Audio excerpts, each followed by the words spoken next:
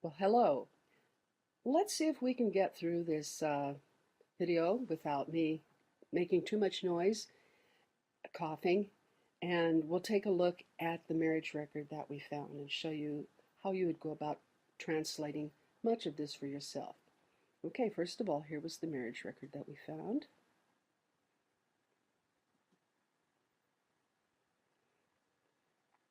And it is on the Trebon archives. Oh, that's the index. Anyhow, it will give me an opportunity to illustrate something. When you get a link like this, the one thing that I really like about this particular archive is that we can get back to the folder tree quite easily. And be sure you check language up here if you need English.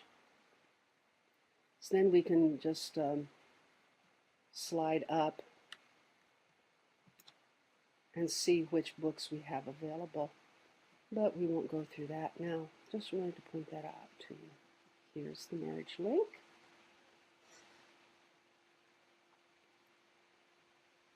And if you ever want to put the link into a post, it's down here and not up here. So we get one down here.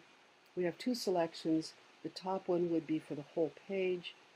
The second one would be for it zoomed in to the position where we're at. Either one is nice. All right, oops. Let's go back a little bit. First of all, let's just define things. Kniha is book, Odani is of marriages. Rok, year, Měsíc, month, den, day. So 1879 for Února. Únor is February. Února is of February. Místo is the town or the place. Číslo domu is number of the house. And then all the rest of this stuff here has to do with administrative structures, the equivalent of township, county, and state in the United States, whatever they had over there. Pons is like lordship. Okres is county or district, just to give you an idea. I don't particularly get too concerned about that myself. Then this would be, again, ODD has something to do with marriage. So this is the priest who performed the ceremony. Ženich is groom. Nevěsta is bride. Mano is your given name. Příjmení is the before name, if you will, your family name, surname. Stav, occupation. Místo a číslo domu, we had that already over here. Place and number of the house.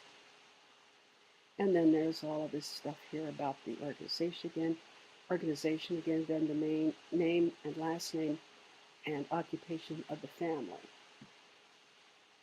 That one takes up the most space. Okay, looking at your record.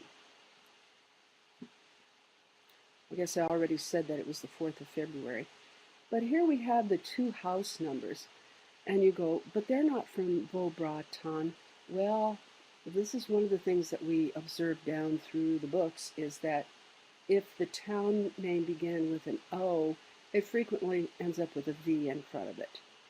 So if you have a town name that starts with VO or WO, chop off the first letter, go look for it under the O.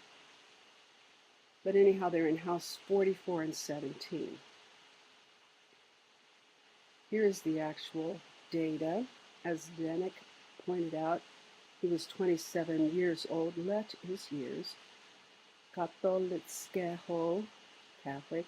Ne katolického, not Catholic. So they were both Catholic. Svobodný is free, in other words, single. That's Vdova, masculine and feminine for widowed, widower and widow. The stuff over here is the witnesses, and then these are details about the marriage here. It was the 3 Sundays that the bands were listed in church and so forth. Again, not something I personally collect, so I don't cover it in my videos. Okay, let's look at the stuff. Enlarge a bit. Fucik, Josef, Tezarj. Let's stop doing that. If we go over to, there, the Czech genealogical word list and look for Tezarj,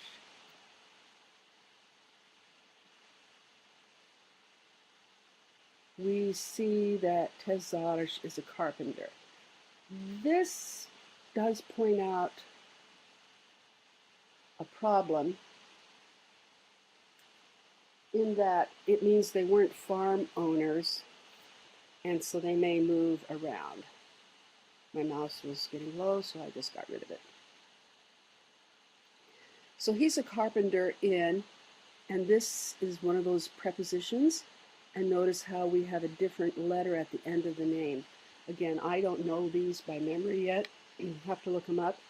But you will see maybe 3 different endings to the town name depending upon the preposition. Number 44, Sin is son of Simon, Fucik. The A, as my Czech professor says, is equivalent or like our apostrophe S. If we have an apostrophe S to indicate Simon's son, they had Simona, son.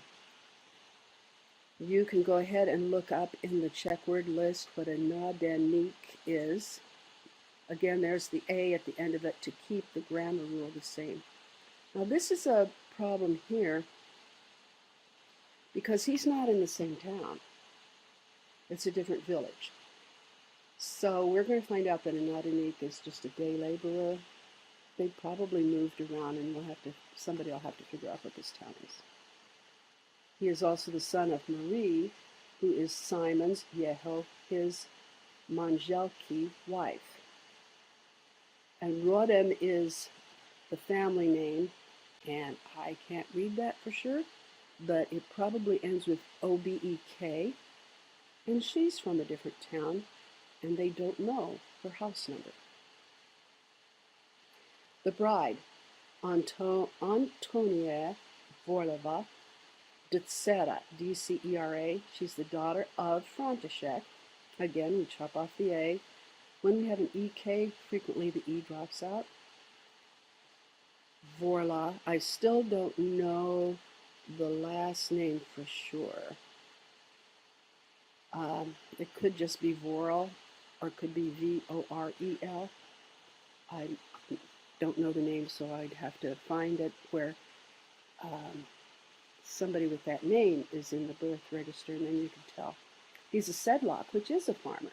Now these folks were probably on their same property for several years.